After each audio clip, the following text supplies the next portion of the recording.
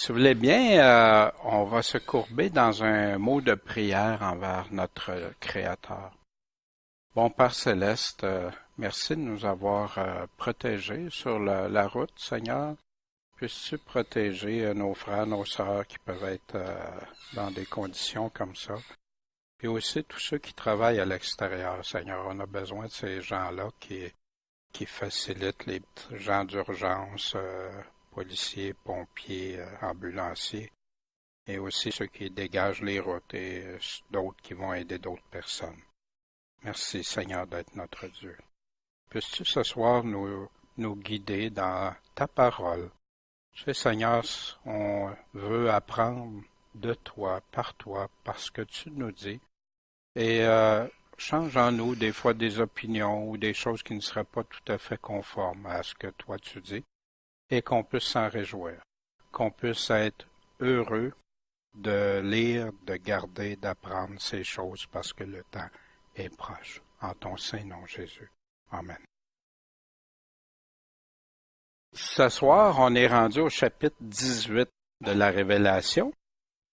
Vous vous souvenez, la dernière fois, on a vu le chapitre 17. Le chapitre 17 a commencé à nous parler de Babylone, la prostituée, la grande cité, et commençait à nous informer de ce qui arriverait, de la condamnation et du jugement que Dieu porterait sur Babylone.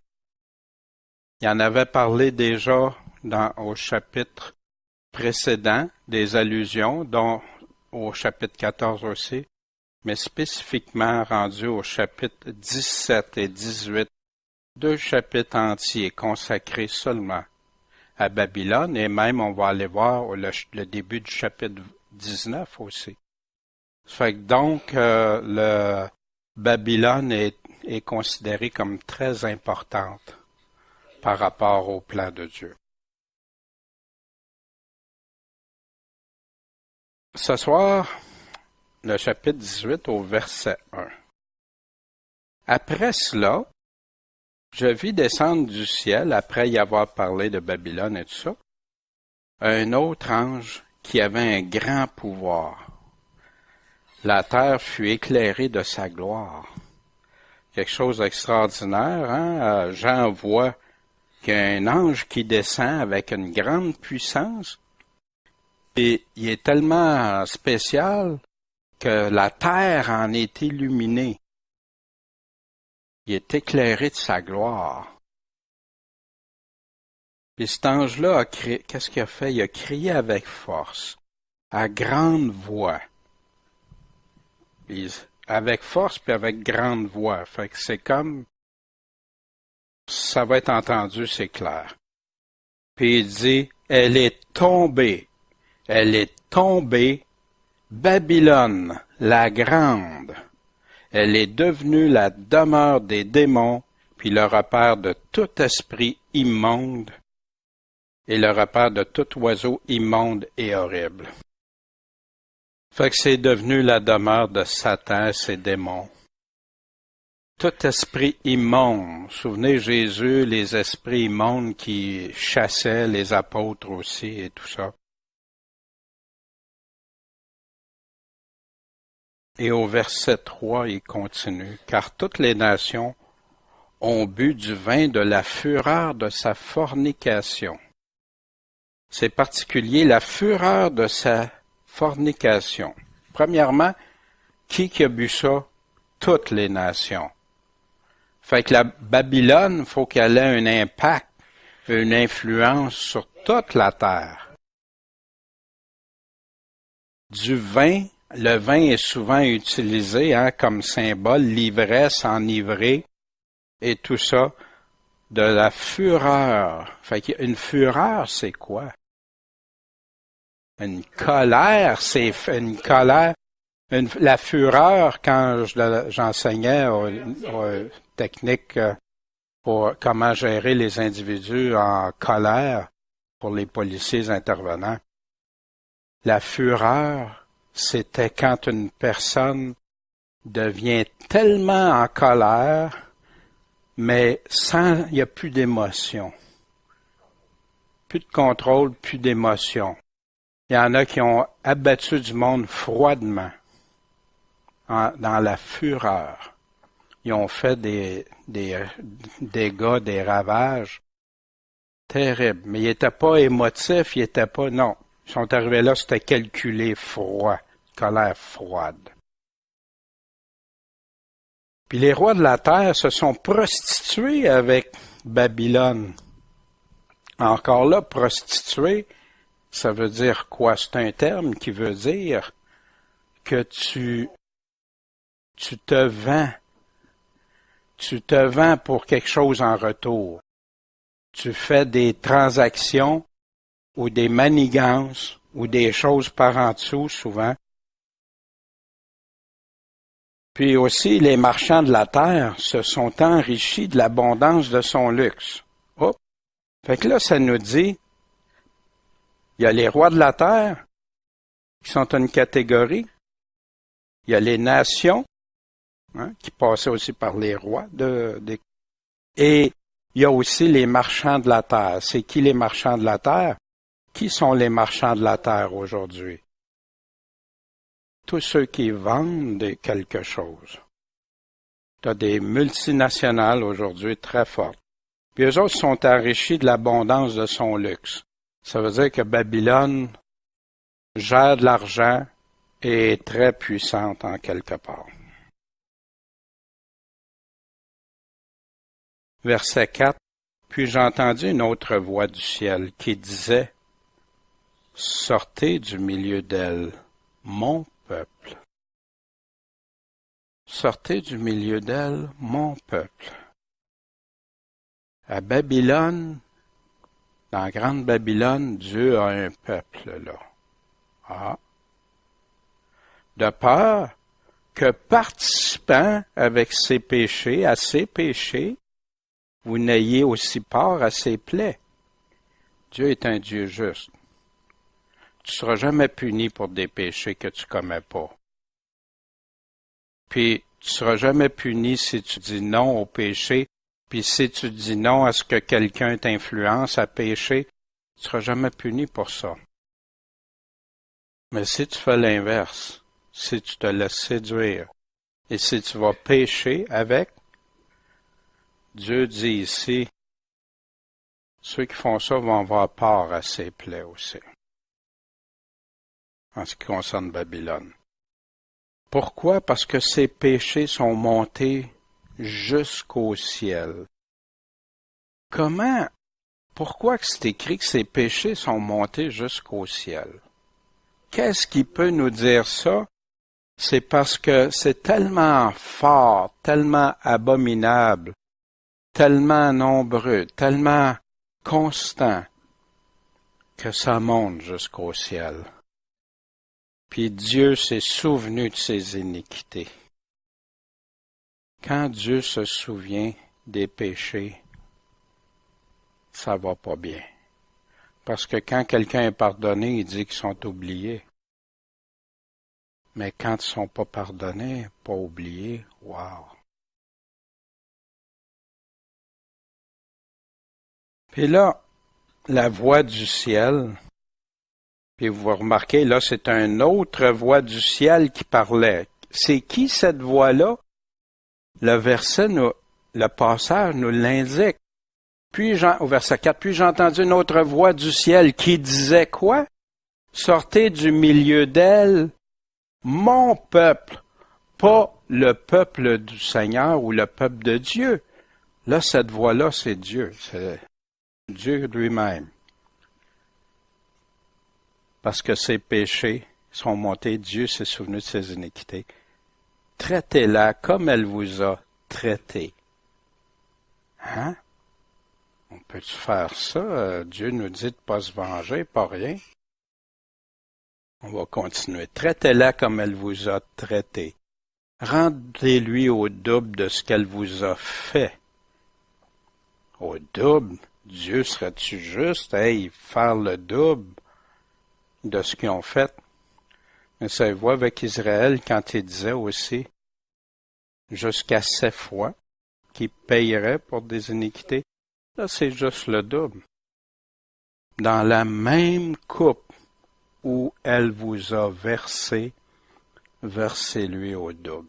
Dans sa coupe de fureur, là, versez-lui au double.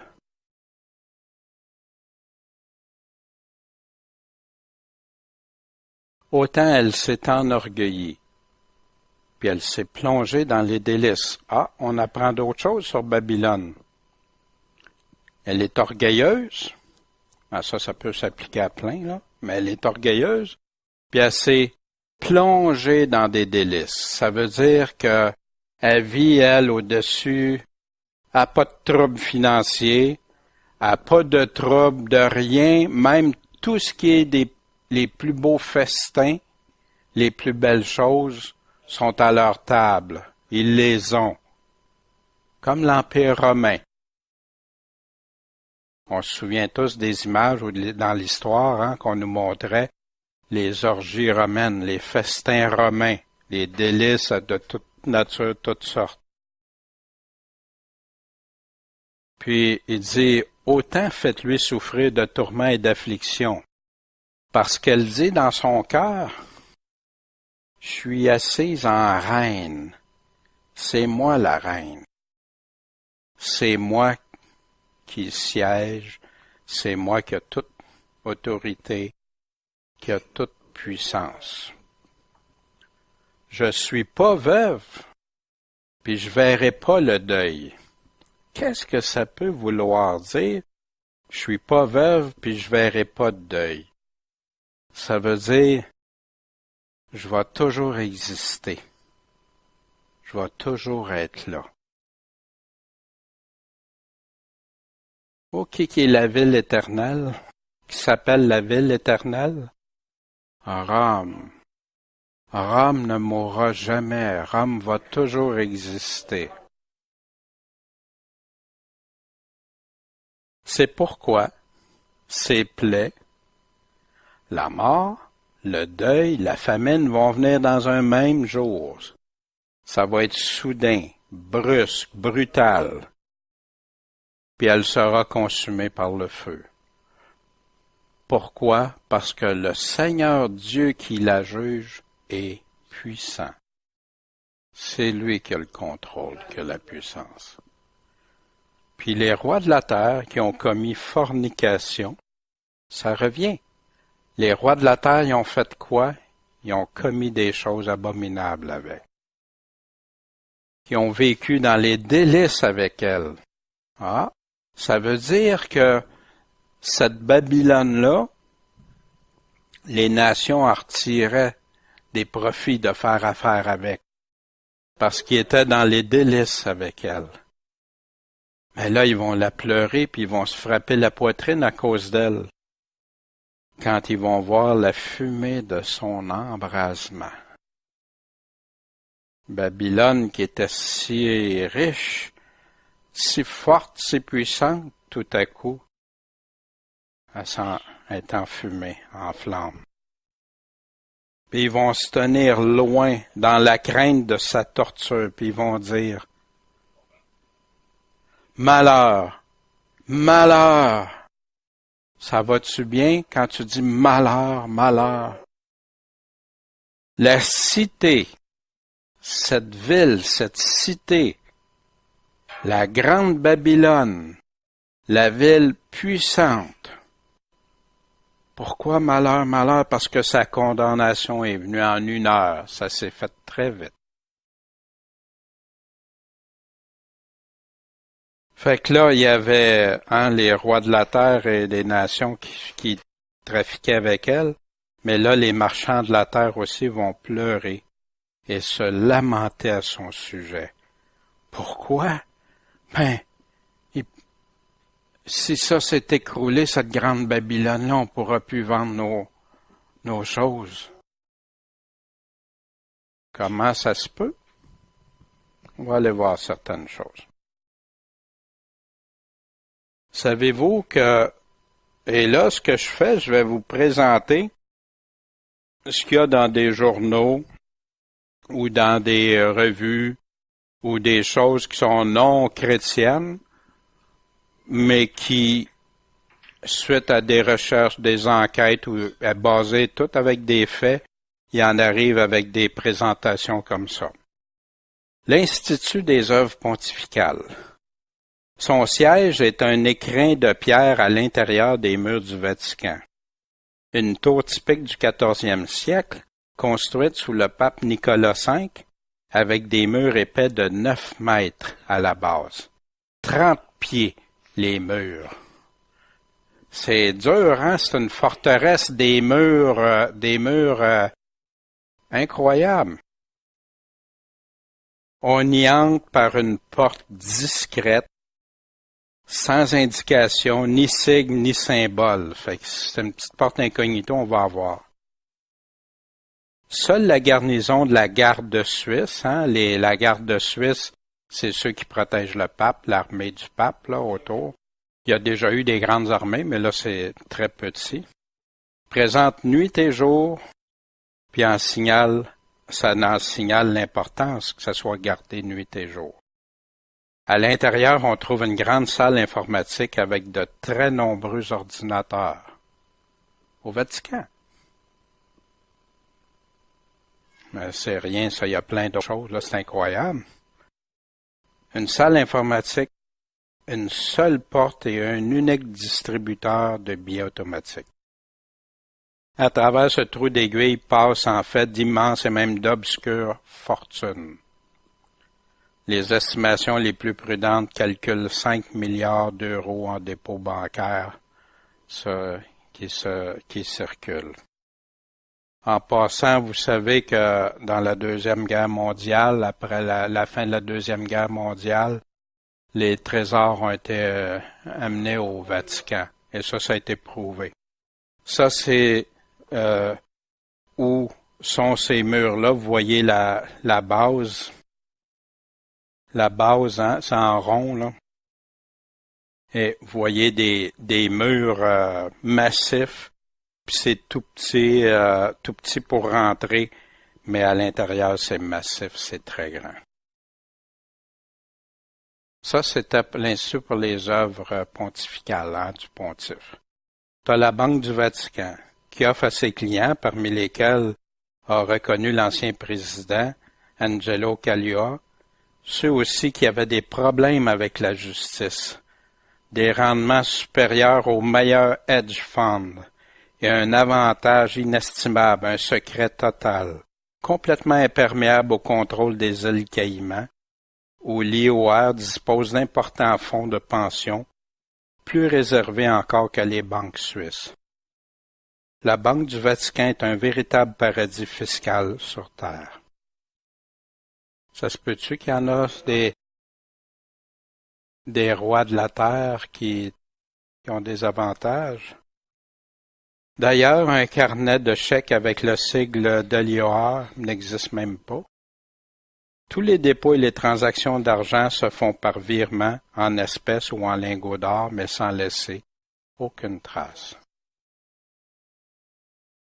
Il y a eu un scandale qui a été accompagné d'histoires de légendes sans fin, une série de cadavres de personnalités réputées.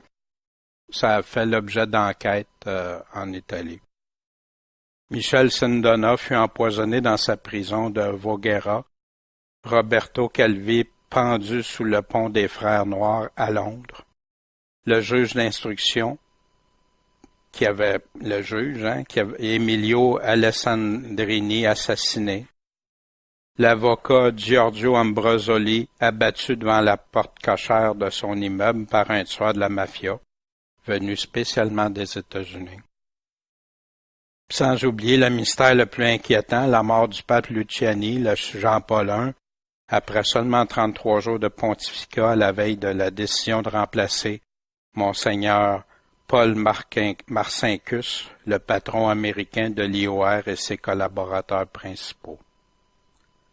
Quand les magistrats de Milan décidèrent d'émettre un mandat d'arrêt pour confronter Luciani Marcinkus, le Vatican se ferma comme un château fort pour le protéger, refusa toute collaboration avec la justice italienne et opposa ses passeports étrangers à son extraterritorialité. Il a fallu 10 années à Wojtyla, c'est qui? C'est le pape Jean-Paul II, pour se décider à renvoyer de l'IOR un des principaux responsables du crash de la Banco Ambrosiano. Mais sans émettre cependant une seule parole de condamnation, ni même le début d'une critique voilée. Marcinkus était et reste pour la hiérarchie ecclésiastique une victime, et même une pauvre victime innocente. À partir de 89, avec l'arrivée à la présidence de Angelo Galoia, un gentilhomme laïque de la finance propre, beaucoup de choses changèrent. D'autres non, en raison notamment de très graves et importantes difficultés qu'il rencontrera dans sa gestion de la Banque Vaticane, surtout dans les premières années de son mandat où les conflits furent nombreux. Il indiquera notamment que le véritable patron est Monseigneur Donato de Bonis, un prélat influent au Vatican en relation avec tout ce que Rome compte de réseaux politiques et mondains. Ce qui explique en particulier les raisons pour lesquelles, parmi des titulaires de comptes à l'IOR, on trouve des personnalités issues des cercles aristocratiques, financiers, politiques, artistiques, qui ont maille à partir avec la police puis la justice. Il suffit en réalité d'un signe de Monseigneur de Bonis pour obtenir une domiciliation bancaire à la Banque Vaticane. Monseigneur de Bonis accompagne d'ailleurs en personne les clients possédant des comptes ou des lingots d'or dans le caveau de la banque par une échelle au sommet de la tour, très près du ciel. La glasnost financière de Caillola n'empêcha pas cependant le retour des affaires. Ainsi, à l'automne 1993, éclate le scandale de Tangentopoli. Un beau matin du 4 octobre, après les suicides non établis de deux hommes d'affaires, Gabriel Cagliari et Raul Gardini, le président de l'IOR reçoit un coup de téléphone du procureur responsable du service main propre, Francesco Saverio Borelli. Cher professeur, il y a des problèmes concernant votre banque, notamment dans ses relations avec le groupe Enimont. Le fait est qu'une partie importante de la mer de tous les pourcentages, environ 108 milliards de livres en bons du Trésor, a transité par l'IOR sur le compte d'un vieux client, Luigi Bisignani, un journaliste véreux collaborateur du groupe Ferrusi qui sera condamné par la suite à 3 ans et 4 mois de prison dans le scandale. On peut déduire que la puissance et l'emprise du Vatican sur la politique et l'économie du continent européen n'a jamais été aussi forte et frappante qu'aujourd'hui.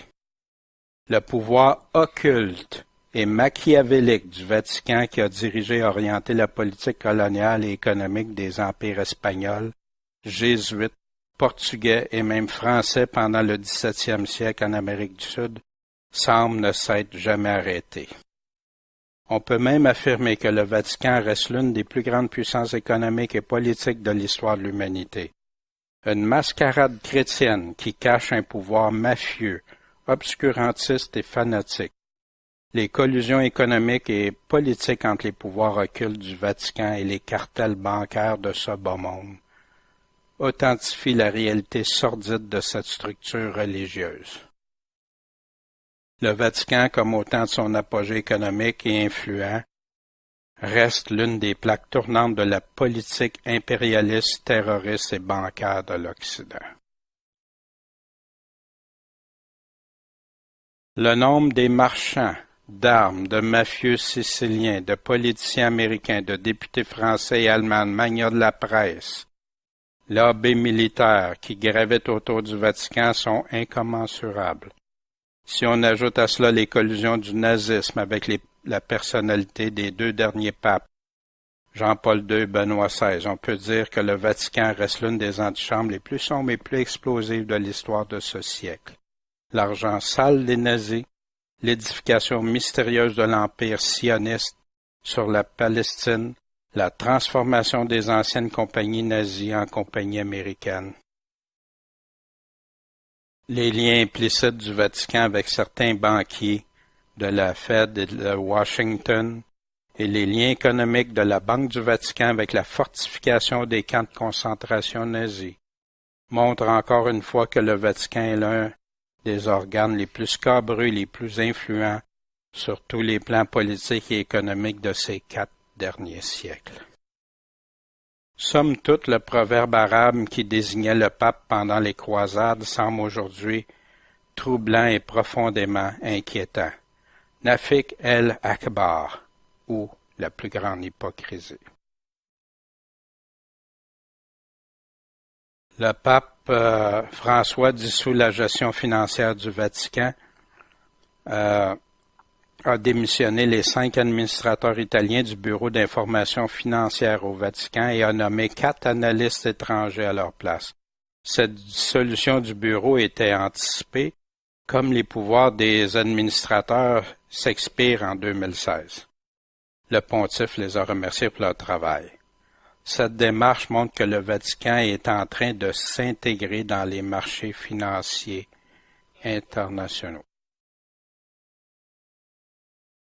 Je vous ai amené ça, c'est pas mes paroles, c'est pas moi, je vous amène ce que certains journalistes vont chercher comme information, présentent et soulèvent. Et vous savez, j'ai des livres, des piles de livres qui confirment ces choses-là.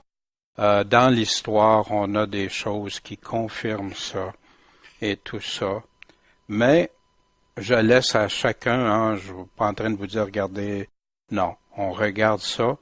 Et moi, ce qui est bien important dans ça, c'est le lien. Est-ce que ça a un lien avec la parole ou pas? En réflexion, même s'il n'y aurait eu aucune accusation, aucune supposition, aucune allégation peut-être ou soupçon, comment justifier que l'Église, devant représenter Jésus-Christ, transite tant d'argent, soit si riche, si influente monétairement, puis sans transparence, cachée? La parole de Dieu, la Bible dénonce clairement ces abus, qui donnent un si mauvais témoignage face au monde puis aux autres religions. Vous savez que s'il y a des musulmans qui détestent les chrétiens tant que ça, c'est parce qu'on leur pointe ça comme chrétienté. Qu'est-ce qu'elle a, cette grande Babylone? Des marchandises d'or, d'argent, de pierres précieuses, de perles, c'est le verset 12, de fin lin, de pourpre, de soie, d'écarlate, de toutes sortes de bois odoriférants, toutes sortes de meubles d'ivoire et de bois très précieux, de bronze, de fer, de marbre, de cinnamome, des parfums, des essences, de l'encens, du vin, de l'huile, de la fleur de farine, du blé, des bêtes de charge, des brebis, des chevaux, des chariots, des corps et des âmes d'hommes.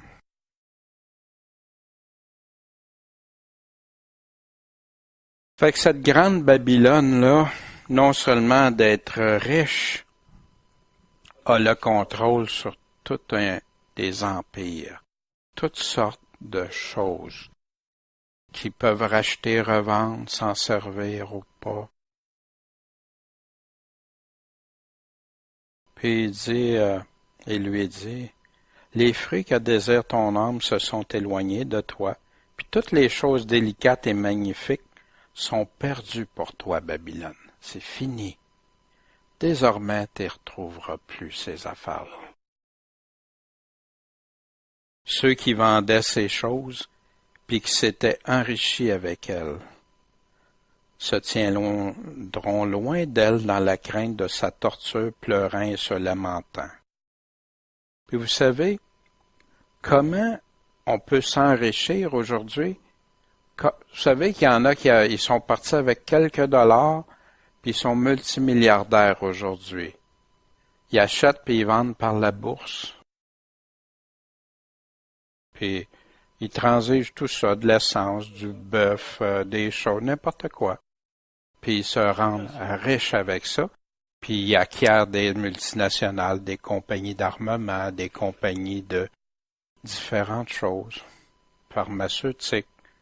Et d'ailleurs, c'était un des scandales pour le Vatican quand ils ont dit, quand ils parlaient pour la procréation, puis ils disaient qu'ils étaient contre les mesures prises, des mesures de contraception. Puis plusieurs leur ont mis, ben vous avez des investissements dans les entreprises pharmaceutiques qui en vendent. Vous dites vous êtes contre la guerre, mais vous avez des investissements, ça vous appartient des compagnies d'armement. Fait que les marchands qui s'étaient enrichis vont se tenir loin. Ils vont avoir peur de ce qui est en train d'arriver. Ils ont peur de sa torture, la crainte de sa torture. Ils vont pleurer puis se lamenter. Hey, tout ton argent vaut plus rien.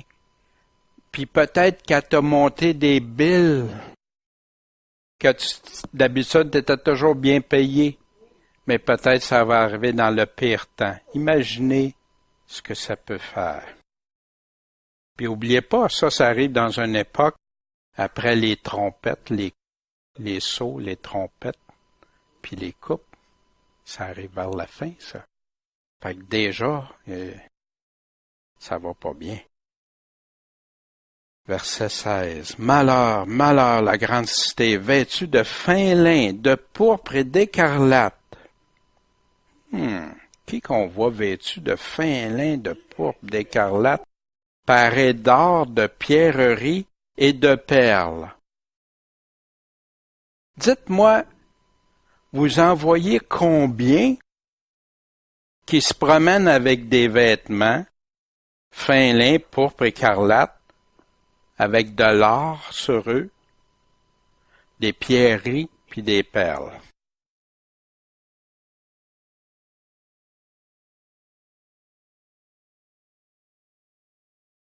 Qu'en une seule heure, tant de richesse a été détruite, juste en vêtements.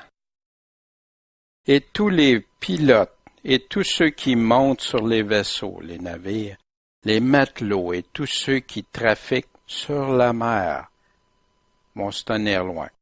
Ça, c'est une autre indication qui peut nous aider à se situer, à éliminer plusieurs endroits, parce qu'ils vont voir la fumée de son tourment à partir d'où? La mer. Il faut qu'ils soient dans l'eau, dans des navires.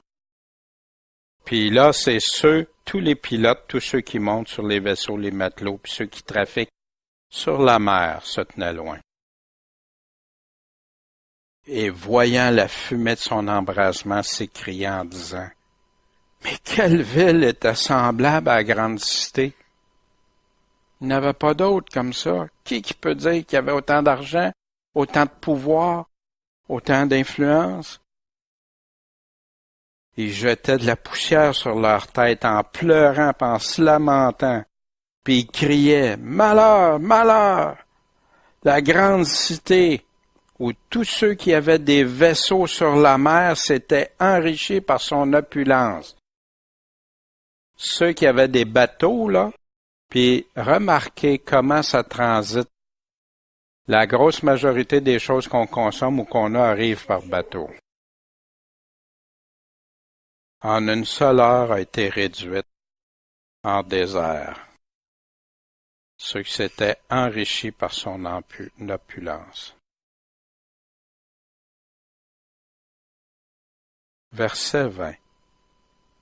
Ô ciel, réjouis-toi à cause d'elle.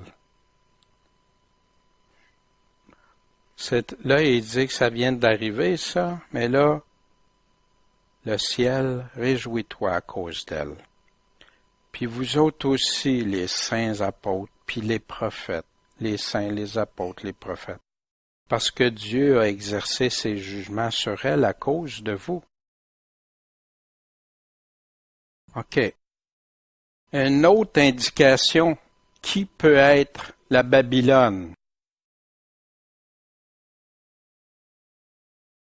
Qui a réussi les apôtres, les prophètes au travers les siècles? Au début, les apôtres, on le voit dans le livre des Actes, ont été persécutés par qui? Par le peuple juif, jusqu'en 70, l'an 70, où ils ont été dilapidés. Jésus est mort par l'Empire romain, même si c'est les Syndriens qui voulaient le faire tuer. Les apôtres sont morts par qui? Ils ont été tués à Rome, sauf Étienne, mais Étienne n'était pas considéré un apôtre. Puis les prophètes par la suite, au travers les siècles, pendant près de 2000 ans d'histoire. Parce que Dieu a exercé ses jugements sur elle à cause de vous. C'est à cause de vous que Dieu agit sur Babylone comme ça.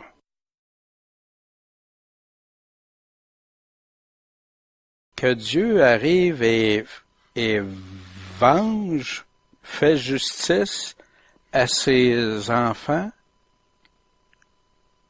ou Dieu qui exerce la vengeance, la justice, c'est un thème biblique. Aujourd'hui, les gens n'aiment pas ces termes-là, mais dans l'Apocalypse, chapitre 6, verset 9, vous souvenez-vous? Et quand l'agneau a ouvert le 5e sceau, je vis sous l'autel les âmes de ceux qui avaient été mis à mort pour la parole de Dieu et pour le témoignage qu'ils avaient maintenu. Ils sont pas morts pour rien. Ils ont maintenu le témoignage de Christ. Ils ont été mis à mort pourquoi? La parole de Dieu. Ah! Comment ça? Il me semble que la parole, ça peut être trop à un moment donné. Est-ce qu'il est en train de le reprocher qu'il aimait trop la parole? Ils ont été fidèles jusqu'à la mort à cause de la parole, pour la parole de Dieu, puis pour le témoignage qu'il avait maintenu. Et elle criait à grande voix en disant, « Jusqu'à quand, ô souverain, le saint, le véritable, le vrai de vrai, ne jugeras-tu pas et ne vengeras-tu pas notre sang sur ceux qui habitent sur la terre? » En passant ici, ils ne se vengent pas eux-mêmes, jamais, ça appartient à Dieu. Et on leur donna, en passant, aucun reproche, aucune remarque désobligeante pour eux dans ça ici. Et on leur donna à chacun des robes blanches et on leur dit d'attendre encore un peu de temps, jusqu'à ce que le nombre de leurs compagnons de service et de leurs frères qui devaient être mis à mort comme eux soit accompli. Je lis de ce temps-ci des témoignages, des livres historiques, des vidéos aussi qui racontent ce que nos frères, nos sœurs ont vécu. Puis si vous saviez, il y a des choses, c'est indisable. Incroyable, la méchanceté, ce que nos frères et nos sœurs ont vécu. Incroyable. Deutéronome, chapitre 32, verset 35. La vengeance m'appartient, et la rétribution pour le temps où leur pied chancellera. Ça, c'est dans l'Ancien Testament, hein, ça fait longtemps. Car le jour de leur calamité est proche, et les choses qui doivent arriver se hâtent. Parce que l'Éternel tirera satisfaction de son peuple, et il y aura pitié de ses serviteurs, quand il verra que leur force s'en est allée. Ça vous rappelle-tu dans Daniel quand il dit la bête, puis dans l'Apocalypse, jusqu'à temps qu'il n'y ait plus de force, et qu'il ne reste rien de ce qu'on enferme ou ce qu'on déleste. La vengeance appartient à qui? C'est un thème continu dans la Bible. Dans Jérémie 50, qui parle de Babylone. Jetez de grands cris sur elle tout autour, elle tend les mains, ses fondements s'écroulent, ses murailles sont renversées, car c'est la vengeance de l'Éternel. Vengez-vous d'elle, faites-lui comme elle a fait. Ça ressemble-tu au passage de l'Apocalypse qu'on a lu tantôt, ça? Assemblez à cri public les archers contre Babylone, vous tous qui maniez l'arc, campez-vous contre elle tout autour, que personne n'échappe. Rendez-lui selon ses œuvres. Faites-lui selon tout ce qu'elle a fait, car elle s'est élevée avec fierté contre l'Éternel, contre le Saint d'Israël. Avez-vous remarqué aussi, le Seigneur dit, quand on vous fait quelque chose à vous à cause de moi, c'est à moi qu'on le fait. Dieu prend ça très au sérieux. Dans le Nouveau Testament, j'ai pas pris tout, j'ai pris certains passages, là. Romains 12, 19.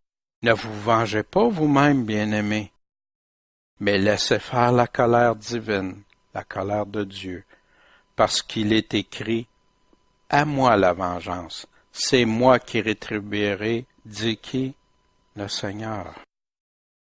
Le thème encore est là. Si ton ennemi a faim, donne-lui à manger. S'il a soif, donne-lui à boire, parce qu'en faisant cela, tu lui amasseras des charbons de feu sur la tête. Lui, il aura à en répondre. S'il ne se convertit pas, il y en a qui se convertissent.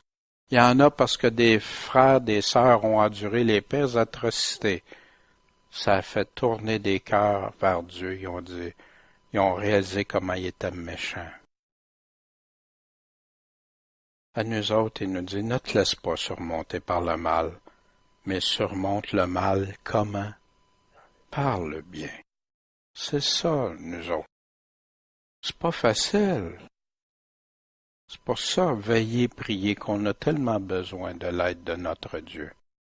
Mais nous autres aussi, quand on considère avant qu'on se convertisse au Seigneur, on méritait, puis même aujourd'hui, on mériterait quoi? Puis, parce que quelqu'un a prié pour nous autres, parce qu'il y en a qui ont enduré peut-être nos mauvaises façons de réagir face à eux autres, qui ont prié pour nous autres. Ils se sont pas vengés. Ils ont prié. Dans 2 Thessaloniciens, chapitre 1, verset 6, « Car il est juste devant Dieu, qu'il rende l'affliction à ceux qui vous affligent, et le repos avec nous, à vous qui êtes affligés. Quand? Quand le Seigneur Jésus apparaîtra du ciel avec les anges de sa puissance. Avec ses saints anges, c'est là qu'il va nous le donner. Mais comment qu'il va revenir? Dans un feu flamboyant. Pour faire quoi? Exercer la vengeance contre ceux qui ne connaissent pas Dieu et ceux qui n'obéissent pas à l'Évangile de notre Seigneur Jésus-Christ.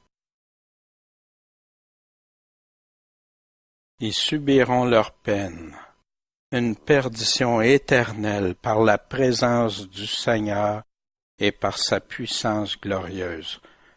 Le Seigneur va être présent et il va être entré dans son règne. Lorsqu'il viendra pour être glorifié en ce jour-là dans ses saints et admiré dans tous ceux qui auront cru, parce que vous avez cru à notre témoignage. Ça, c'est l'apôtre qui parlait aux Thessaloniciens.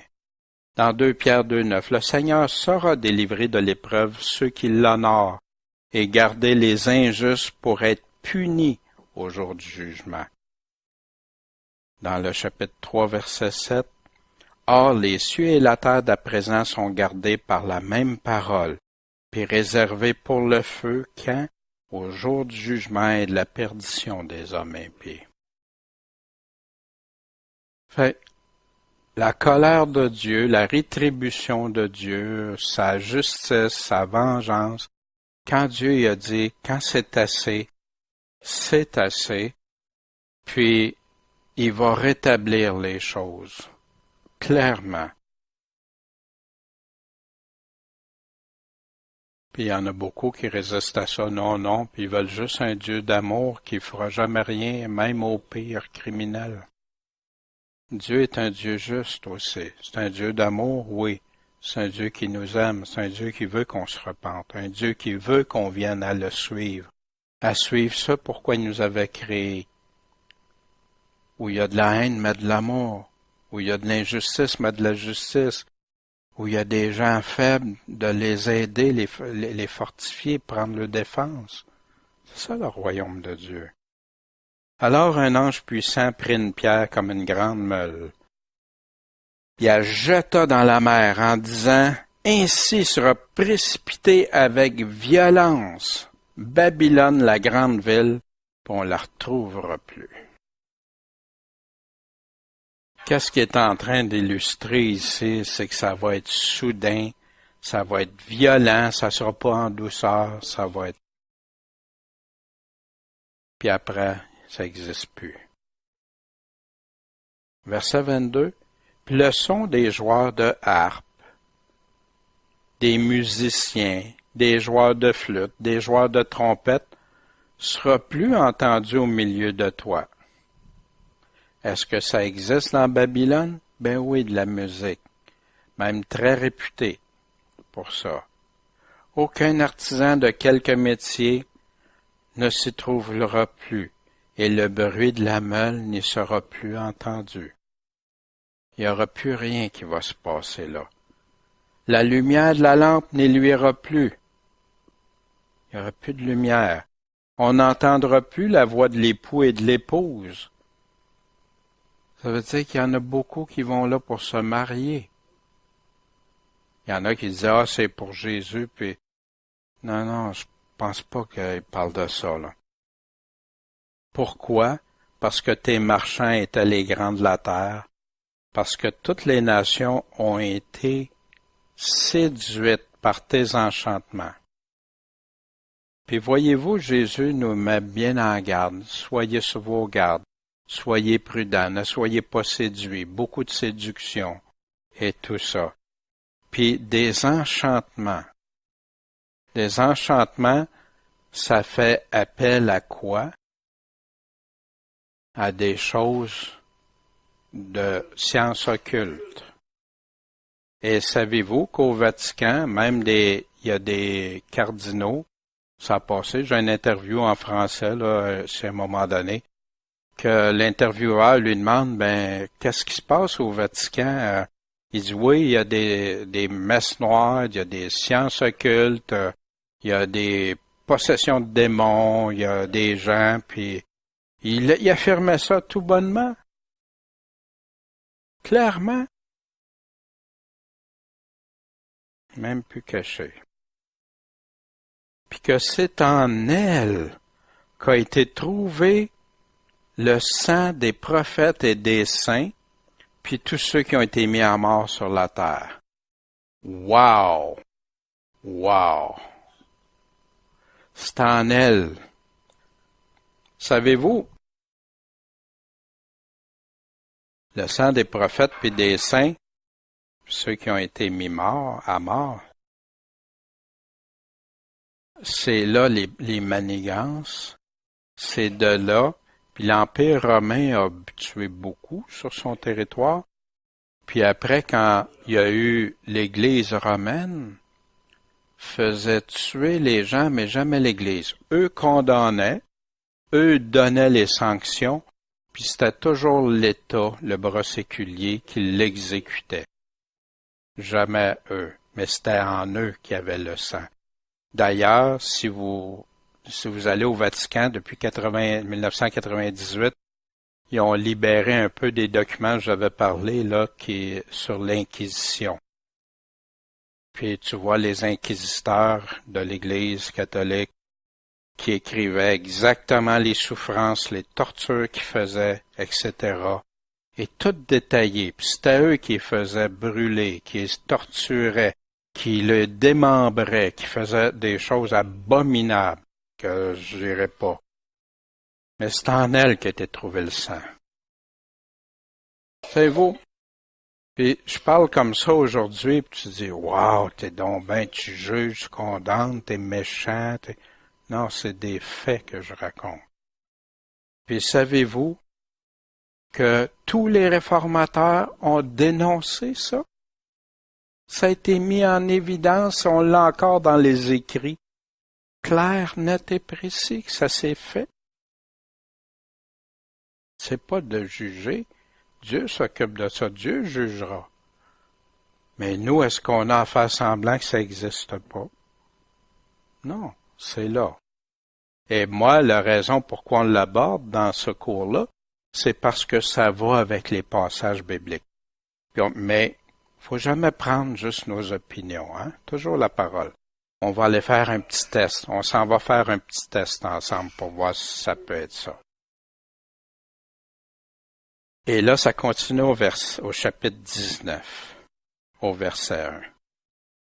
Après ça, j'entendis comme la voix d'une grande multitude. Après quoi? Après que Babylone a été jetée, Babylone a été détruite, Babylone a été châtiée, condamnée par Dieu, jugée. Alléluia! Louez l'Éternel, le salut et la gloire et l'honneur et la puissance au Seigneur notre Dieu. Connaissez la chanson? Alléluia, Alléluia. On l'entend même ils s'en servent dans des annonces, là. C'est la seule place qu'ils disent Alléluia dans la Bible. Quand on a ça ici, c'est dans l'Apocalypse. Celui qui a fait ce chant-là, je me souviens plus des années 1800, autour de 1800 de mémoire, là. Il a pris ça dans l'Apocalypse. Puis c'est un chant que tout le monde, en tout cas quand vous allez entendre là, c'est parce que je suis pas bon chanteur, là. Mais quand vous allez l'entendre aussi, je le vois, je vous le ferai entendre. Le salut, la gloire et l'honneur et la puissance au Seigneur, notre Dieu. Rendons gloire à Dieu, louez-le. Pourquoi? Parce que c'est ses jugements. En passant, il n'y a pas juste un jugement. Il y en a des fois qui disent, ces jugements sont vrais, véritables, et vrais de vrai et justes. Personne ne peut dire que Dieu est injuste. Ouais, mais il fait... Voilà, non, Dieu il est juste. Quand il fait ça, c'est parce que c'est justifié, justifiable, puis il n'y a rien qui va pouvoir redire rien de Dieu. Pourquoi? Parce qu'il a jugé la grande prostituée, qui corrompait la terre par son impudicité, et qu'il a vengé le sang de ses serviteurs qu'elle avait répandu de sa main. Wow! Encore là, ça confirme que cette Babylone-là a fait exécuter plein de personnes. Ils dirent une seconde fois, Alléluia! Et sa fumée monte au siècle des siècles. C'est un châtiment pour l'éternité. Et les 24 anciens et les 4 êtres vivants. Vous vous souvenez, on avait vu ça au début de l'Apocalypse, chapitre 4. Qu'est-ce qu'ils ont fait? Ils se prosternent, puis chapitre 5, excusez, et ils ont adoré Dieu, qui était où? Assis sur le trône. Puis ils disaient, ces 24 anciens, puis ces 4 êtres vivants qui adoraient Dieu en continu. Amen. Alléluia, loué sois-tu, Seigneur. Puis une voix sortit du trône disant, Louez notre Dieu, vous tous ses serviteurs et vous qui le craignez, les petits, les grands, vous qui le craignez, qui avez la crainte de Dieu, que vous éloignez du mal, de l'iniquité, du péché.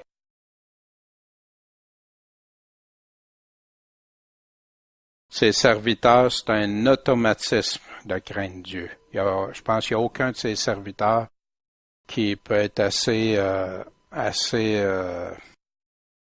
comment je dirais, arrogant pour dire que Dieu, non, je fais à ma tête, puis Dieu, non. La crainte de Dieu, on s'éloigne du mal. On choisit, on le respecte quand on lui parle, c'est un grand Dieu. C'est pas mon chum de la cabane à côté, là. C'est Dieu. Et j'entendis la voix d'une grande multitude, comme le bruit des grosses eaux et comme la voix de grand tonnerre. Puis une grande multitude, pourquoi? Parce qu'au travers les siècles, il y en a une multitude. Il y en a peu concernant ce qu'il y a dans le monde, qui sont sauvés, qui ont cru en Jésus-Christ, qui l'ont suivi. Mais dans ça, il dit qu'il y a une multitude. Merci Seigneur. Ça veut dire que t'en as gardé. Juste pendant les périodes d'inquisition, il y a plus de 50 millions qui sont décédés parce qu'ils aimaient le Seigneur, ils gardaient la parole puis aimaient le Seigneur. Qui disait, Puis comme le bruit de grosses eaux, comme la voix de grands tonnerres, ça on va revoir ça quand on va faire notre tableau parallèle, qui disait quoi? Alléluia, Alléluia.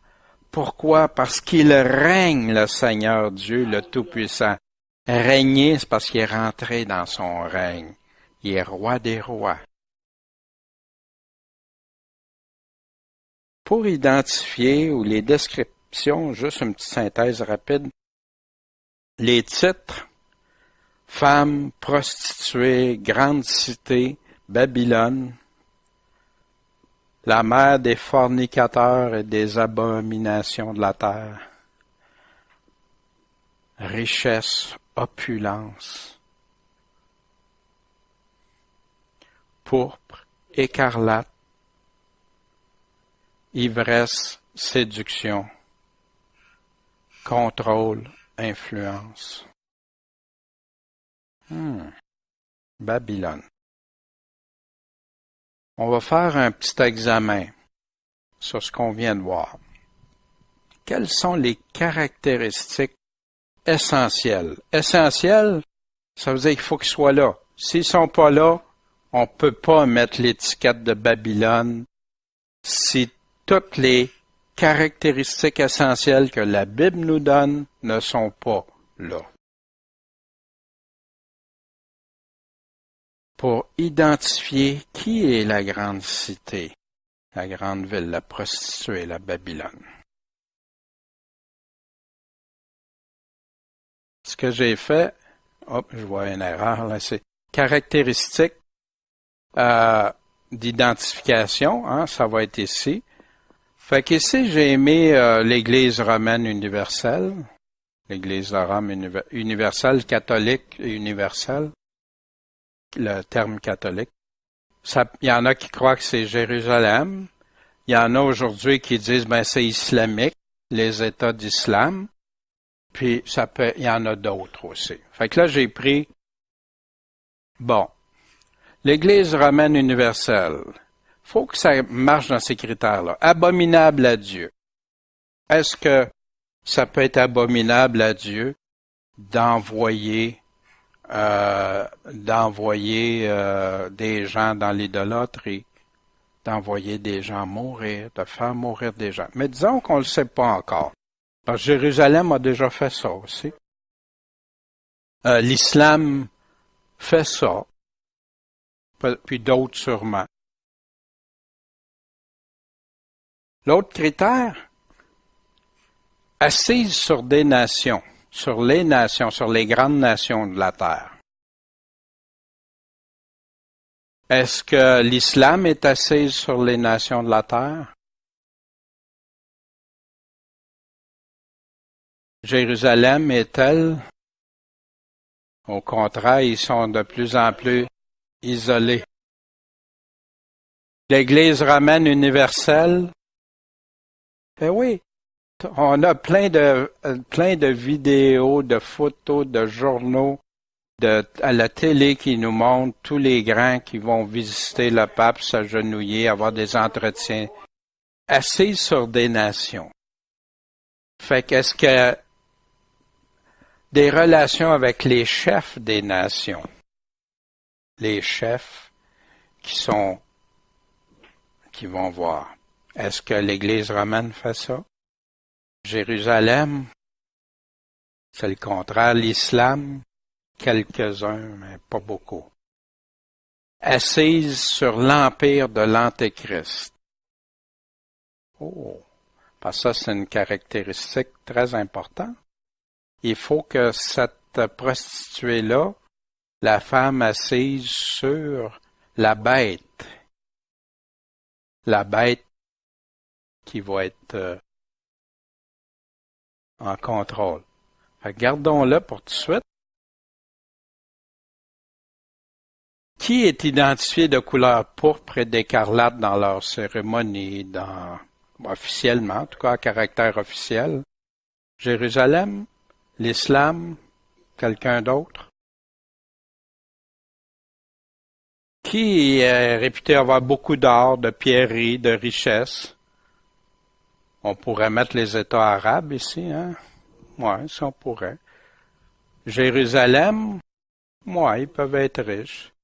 L'islam, peut-être.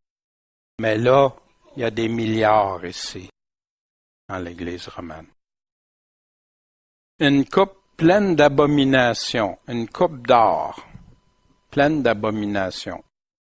Fait que dépendamment de l'interprétation qu'on peut donner à cette coupe d'or-là, il y en a que pour eux, comme dans les réformateurs, cette coupe-là était le calice avec ce qui disait que ça devenait le sang de Jésus, puis qui refaisait le sacrifice de Jésus à chaque fois.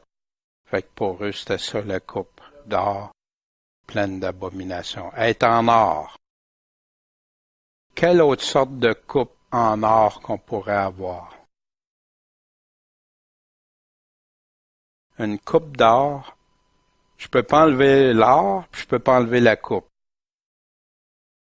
En tout cas, ça fait que c'est pleine d'abominations envers Dieu. Pleine de fornication. Ça veut dire adultère avec Dieu. Fornication avec Dieu, c'est idolâtrie. La Bible appelle ça c'est l'idolâtrie. Pleine de mystères. Qui est plein de mystères? Jérusalem?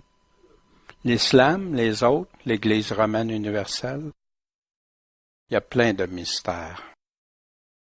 Alors que la Bible, Paul, quand il nous parle de mystère, il nous l'explique.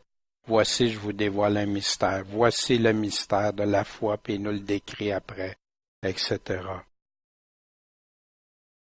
Ivre du sang des saints, des martyrs. Est-ce que c'est Jérusalem? Est-ce que c'est l'islam? Ça pourrait, oui, parce qu'il y a un massacre actuellement de nos frères et nos sœurs qui sont massacrés.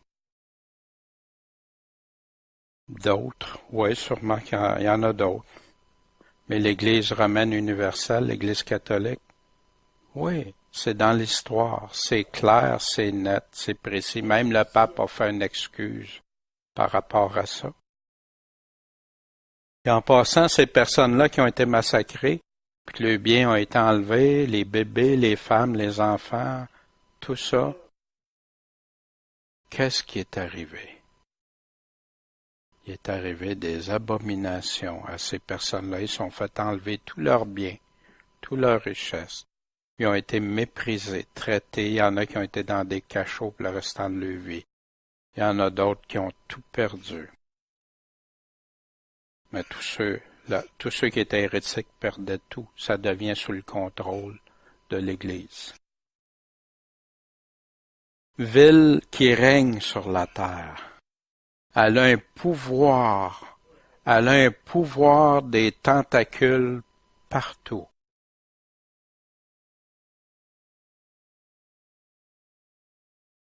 Corruption des chefs des nations. Comment qu'on peut corrompre? Comment qu'on peut arriver à corrompre quelqu'un? L'argent, promesse de pouvoir, promesse, mais on va te régler ça, nous autres.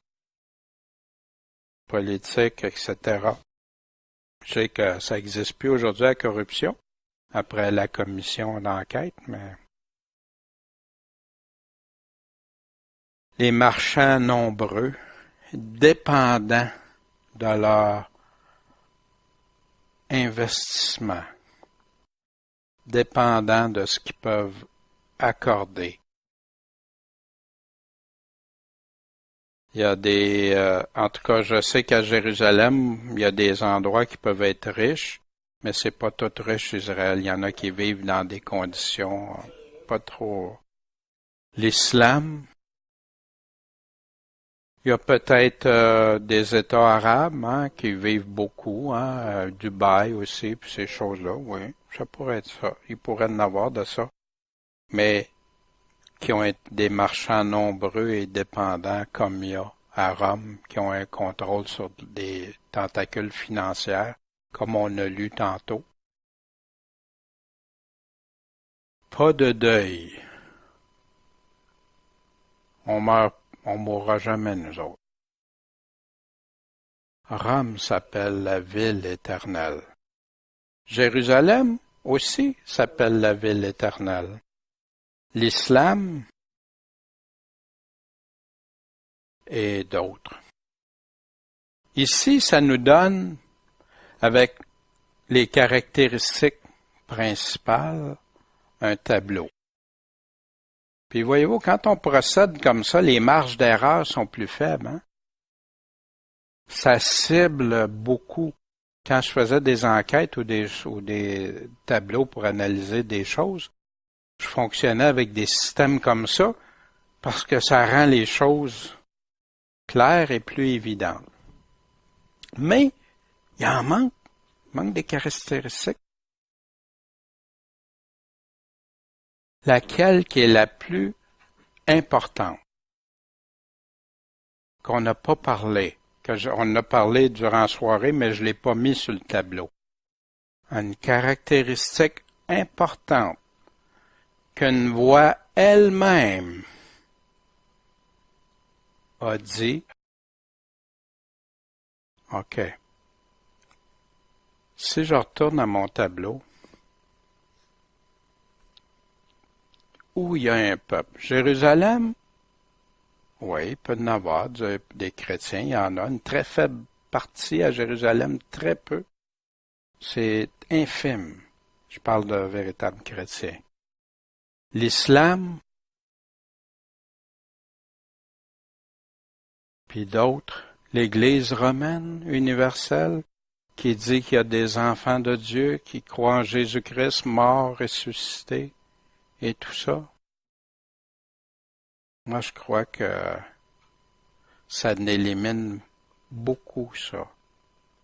Quelle organisation mondiale qui répond aux caractéristiques d'assise sur les nations, qui va être avec l'Antéchrist, couleur pourpre écarlate, pleine de mystères, ivre du sang des saints des martyrs, une ville qui règne avec les chefs des nations, les marchands, la ville éternelle, etc. Qui d'autre peut dire qu'il y a un peuple de Dieu parmi cette organisation-là? Fait qu'il y en a des chrétiens, je crois qu'il y a certains catholiques, mais il n'y en a pas beaucoup, sont peu nombreux, mais qui croient en Jésus-Christ, qui se confient en Jésus-Christ seulement, qui prieront pas les saints Marie, qui savent pas quoi faire avec l'histoire qui voient la corruption qui se passe, les abominations, les enfants violés, les enfants avec toutes sortes de choses. Puis j'ai pas besoin de me cacher pour dire ça, c'est dans les journaux, à la télé. Il n'y a pas une semaine qu'on n'a pas des abominations qui ont été commises, qui sont directement reliées avec Rome, le Vatican, l'Église romaine. Sortez du milieu d'elle, mon peuple, de peur que participant à ses péchés, vous ayez part aussi à ses plaies. Parce que ses péchés sont montés jusqu'au ciel, et Dieu s'est souvenu de ses iniquités. La femme assise sur la bête. Dans le prochain, on ira voir aussi la bête. Là, ce soir, on se concentre. Pour pas s'en aller de tout azimut, deux choses. Mais ils sont interdépendants ensemble, là, c'est sûr. Mais on voit la femme ce soir. La prochaine fois, on verra la bête. On l'avait déjà vu dans dans le chapitre 13 et tout ça. Cette femme-là, prostituée, est assise. Elle a des abominations de la prostitution. Là, je fais une synthèse de tout ça. Et ses richesses opulences. Elle est assise sur une bête. Elle est assise sur des nations. Bon, il y a tous des versets pour ça. Assise sur 7 collines. Ça aussi, ça fait partie des caractéristiques. Qui est assis sur 7 collines? Puis elle est assise en reine. Abomination, puis prostitution avec les chefs des nations. avec les siens. C'est même, il y a des passages bibliques qui disent qu'ils vont les trahir. Il y a des catholiques qui se sont fait abattre ou laisser pour compte. Le Vatican n'a jamais levé le petit doigt pour eux autres. Abomination, prostitution aussi envers les martyrs, les témoins de Jésus. Abominable pour Dieu. Puis envers Dieu lui-même. La pire. Son opulence, avec la terre, sur la terre, avec les marchands, puis comme ville, cité, État, appelez-le comme vous voulez, riche à craquer. C'est un portrait qui nous donne une idée de ce que ça peut être. J'aimerais vous présenter, prendre quelques temps qui reste, vous présenter un groupe de chrétiens, de frères, de sœurs, que ça me touche beaucoup de ce temps-ci, que j'apprends beaucoup sur eux. Puis ça, c'était leur logo. Puis ça l'est encore. Lux, lucet in tenebris. La lumière dans les ténèbres. Et ça, c'est le chandelier. Une des personnes qui a été influente, c'est pas de lui que ça a parti, malgré qu'il y en a qui pensent que c'est lui. Pierre Waldo est un homme riche d'affaires, puis il s'est converti, puis il a donné son argent pour l'Évangile. Il a gardé une part pour sa femme puis sa fille pour leur dot, puis le reste, il a tout investi ça. Il a fait imprimer des Bibles, il a fait plein de choses. Ça, c'est comment on représente les Vaudois dans des livres catholiques, comme des sorcières et comme des sorcières. Ça, c'est une image du massacre des Vaudois en 1545. Les Vaudois, on peut retracer dans les années 1100, à partir des années 1100. Ça, c'est l'église des Vaudoises qui existe à Rome. Parce que les Vaudois sont italiens. Fait que là où est le trône, ça me fait penser, là où est le trône de Satan, que tu es là. Et ça ici, c'est un village dans les fins des années 1800 ou début 1900, je ne me souviens plus la date exacte, que des Vaudois sont déménagés. Ils ont été éparpillés, ils ont été persécutés, bien sûr, dans l'Italie, puis ont dû s'enfuir et s'en aller dans d'autres pays. Ça, c'est en Caroline du Nord. Ils ont été s'établir là, puis ils ont un musée, des camps, tu peux aller visiter, puis ils te présentent l'histoire. C'est en anglais, mais on nous donne l'historique, je vais juste très rapidement. Les apôtres de Christ ont planté les semences de la chrétienté dans les vallées vaudoises quand ils traversaient les Alpes dans la Gaule, la France et les autres parties de l'Europe. Ça, c'est à partir des années 58 à 59 que des apôtres et ceux qui ont été éparpillés. Puis c'est pour ça, même, on va voir dans les actes, des fois, les apôtres arrivaient à des endroits, puis ils connaissaient déjà l'Évangile. En 839, Claudius, l'évêque de Turin, est brûlé pour des protestations passionnées contre l'Église médiévale. En 1805, quand Napoléon Bonaparte demande au modérateur de l'Église des Vaudois c'est depuis quand que vous êtes devenu une Église indépendante? Sa réponse était depuis le temps de Claudius, l'évêque de Turin. Fait que l'Église des Vaudois se serait dissociée à partir de 839. En 1120, en 839. Une ancienne confession de foi qu'on a en passant, hein, des Vaudois de 1120. Des Vaudois et bien avant Calvin, Luther et Pierre Waldo. En 1165, les Vaudois échappent aux persécutions en France en se sauvant dans les vallées de Piémont et retrouvent des frères qui ont la même pensée qu'eux, avec qui ils apprécient une édification mutuelle de la foi. Fait qu'ils sont partis de la France, puis ils sont regroupés à d'autres chrétiens, puis se sont édifiés dans la joie ensemble. En 1173, c'est là que Pierre Waldo arrive, un marchand riche de Lyon, France, une expérience spirituelle qui l'amène à partager sa richesse, si vous voulez. Utilisant attendez un petit minute. Using some to have a few passages. OK.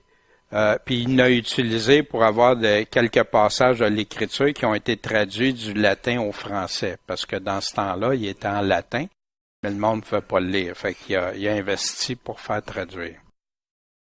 Puis après, il prend la cause de l'évangélisme, et lui et ceux qui le suivent s'appellent les pauvres en esprit.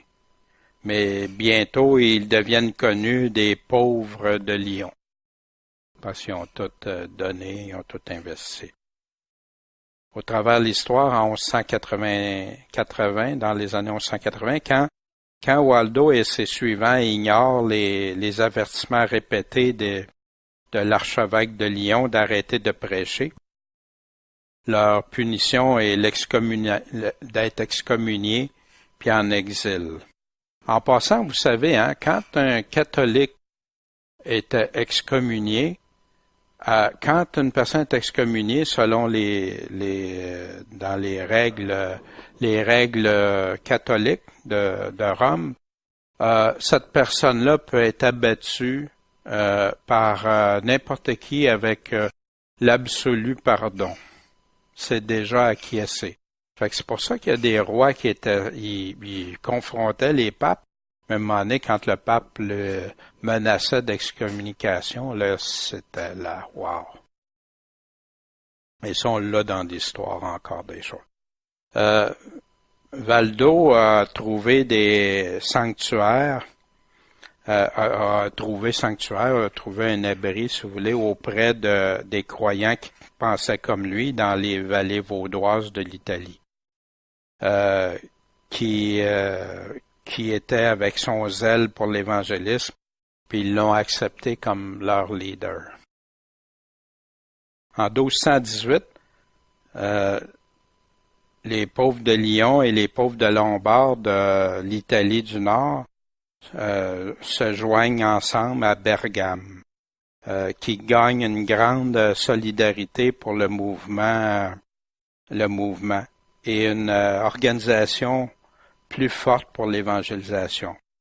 Ultimement, l'école de Barbares s'est établie pour mieux servir la mission apostolique. 1487. Voyez-vous, fait, quand on dit qu'il y avait juste une église, non, il y avait des gens, ça c'est les Vaudois, il y en avait d'autres, mais ça c'était les Vaudois d'Europe, de la région d'Italie, de France et ceux d'Europe.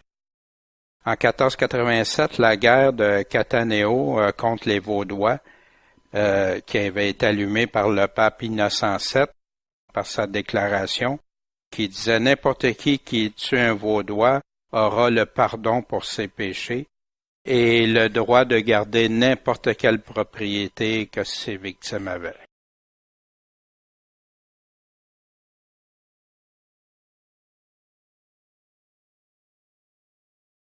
Les Vaudois ont combattu 33 guerres pour défendre leur foi. 1532, les Vaudois ont rejoint la Réforme à Chânes-Foran et a demandé à Olivetan de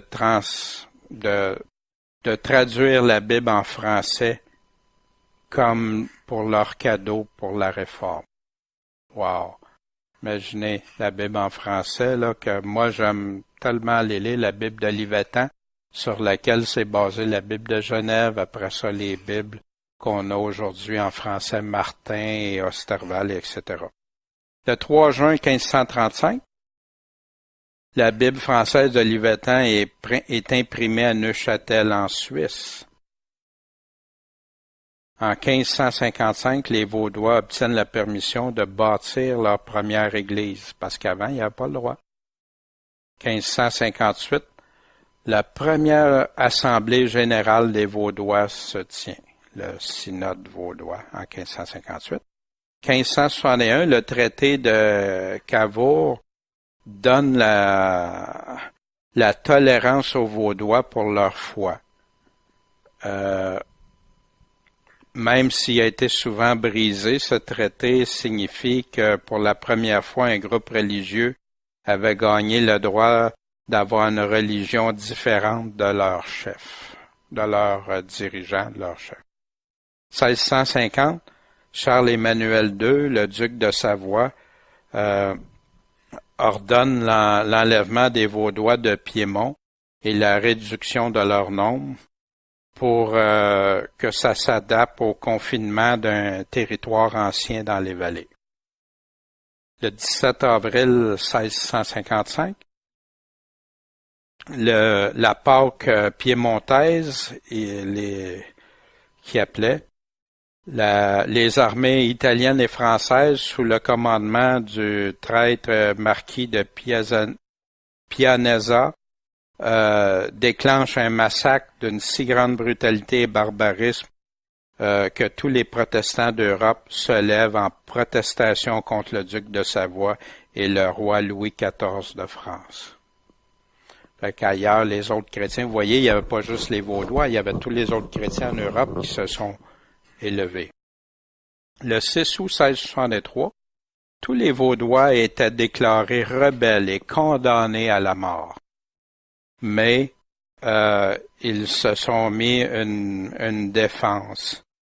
Les médiateurs suisses ont persuadé le duc de Savoie de déclarer une patente de Turin, en tout cas le 24 février 1664, encore permettant aux Vaudois la liberté d'adoration à l'intérieur de leur vallée.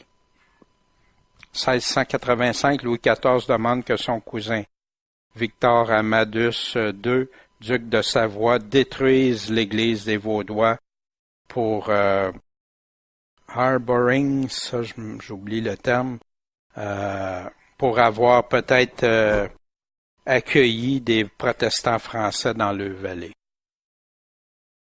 Ouais, je pense, si bien. 31 janvier 1686, la guerre de Catinat. Sous le commandement de Catinat, les armées italiennes et françaises dévalent dans les vallées et vont assassiner et de la destruction. En dépit de la résistance brave, 9000 Vaudois sont tués, 8000 hommes et 8000 hommes, femmes et enfants sont emprisonnés, où il va y avoir des milliers qui vont en mourir dans des conditions atroces. Au travers l'intervention suisse, 2700 survivants, on leur donne la permission de marcher au travers les Alpes gelées pour aller en Suisse. Fait qu'ils les ont libérés une journée, là, en plein hiver. Ils les laissent sortir, mais là, pas de vêtements, pas rien. Il y en a beaucoup qui sont morts en traversant. Le 16 août 1689, le pasteur Henri Arnaud conduit une bande de 900 Vaudois combattants dans une organisation, un complot pour reprendre leur territoire en Italie, leur terre. Le 1er septembre 1689, le serment de Ciboure. Les Vaudois demandent la loyauté pour un autre combat à la mort jusqu'à ce que leur vallée soit réclamée. Ça, je suis pas sûr, là. Je vais faire attention, le 23 mai 1694, Victor Amadeus donne un édit officiel de rétablir les Vaudois dans leur vallée et reconnaît finalement leur liberté religieuse. Oh, ça a joué comme ça tout le temps. Oui, non, des massacres. Après ça, ça recommence. 1698 à 1804, ça veut dire 100 quelques années, peut-être une centaine d'années, là, 106 ans. Au travers, même si les guerres avaient cessé, les libertés civiles et religieuses restaient évasives pour les Vaudois, qui continuaient à endurer des restrictions sévères, dépendamment qui était en charge, en contrôle du pays. 1827, le général Charles Betwich visite les vallées et reste pour construire des écoles et donner de l'argent personnellement pour les étudiants vaudois pour qu'ils attendent un collège en Suisse. 1844, le roi Charles Albert est reçu chaudement par les Vaudois à une visite dans les vallées et une fontaine est érigée en son honneur à Torré Pellis. 17 février 1848, l'édit de l'émancipation signé par le roi Charles Albert donne aux Vaudois leur liberté civile. 1848 à 1893, finalement, les Vaudois respirent ou y apprécient en tout cas en une certaine mesure de liberté, sans avoir tout le temps la peur constante des soldats puis de la mort. Mais leur vie demeure largement restreinte dans des ghettos. Ils sont obligés de rester dans les ghettos de leur vallée. 1871, l'État d'Italie sont consolidés dans un seul pays. C'est là que l'Italie est devenue. Les Vaudois établissent un séminaire en Florence qui, en 1922, va déménager à Rome où ils sont aujourd'hui. C'est ce qu'on a vu de l'Église à Rome. 1893, la surpopulation et la famine forcent plusieurs Vaudois de quitter leur vallée qu'ils aiment tant pour aller dans d'autres pays. Le 29 mai 1893, le premier groupe de 29 Vaudois arrive à Burke County, c'est eux autres qui ont fondé en Caroline du Nord, tantôt ce qu'on a vu. 20 juin 1893, les colonistes célèbrent première miche de pain qui ont été cuites sur leur nouveau fourneau de communauté de pain. Hein? Tu serais bien entendu avec eux autres, Sylvie. Hein? Des fonds pour le four a été soulevé par les femmes qui visitaient les églises autour en gardant le traditionnel costume vaudois puis en chantant des hymnes français. En 1901, l'industrie est arrivée à Val d'Aise, un moulin, et ce qui a amené une nouvelle âge de production et de postérité pour autant la ville que le comté. Fait que ça ici, c'est un PowerPoint qui, quand tu vas là, qui te montre, qui t'explique d'où ils étaient, où ils sont venus, puis ouais. C'est aux États-Unis, ça, c'est une place que, oui, ouais, je sais pas, je pense que je l'ai pas dans l'ordinateur, je l'ai peut-être dans l'autre. On a un chant vaudois, hein, un des Vaudois qui chante. J'ai l'histoire des Vaudois en deux vidéos d'à peu près 20 minutes, une demi-heure, là. Puis ça vous intéresse, un moment donné, je vous le ferai entendre, puis un chant vaudois. Peut-être je pourrais l'écouter tantôt, le sortir. Fait qu'ici, bien, c'est un PowerPoint qu'on peut aller chercher, hein, qui nous montre qu'est-ce que c'est. Puis, en passant, c'est une place que j'aimerais beaucoup aller. c'est sûr, hein, c'est en Caroline du Nord, aller voir leur histoire et tout ça. Puis aussi, ils ont il y a des jeunes, il y a des camps, il y a toutes sortes de choses.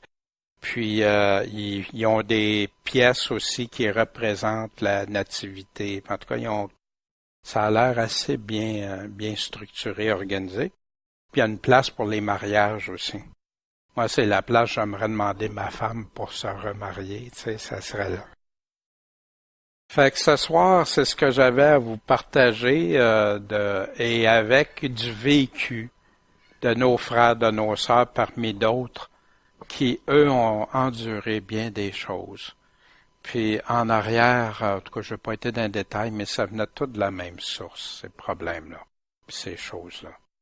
Puis c'est triste, mais le Seigneur a dit que toutes les fois que des enfants de Dieu ont vécu des choses pour lui, lui il garde ça en note précieusement. Puis nos frères, nos sœurs vont être récompensés.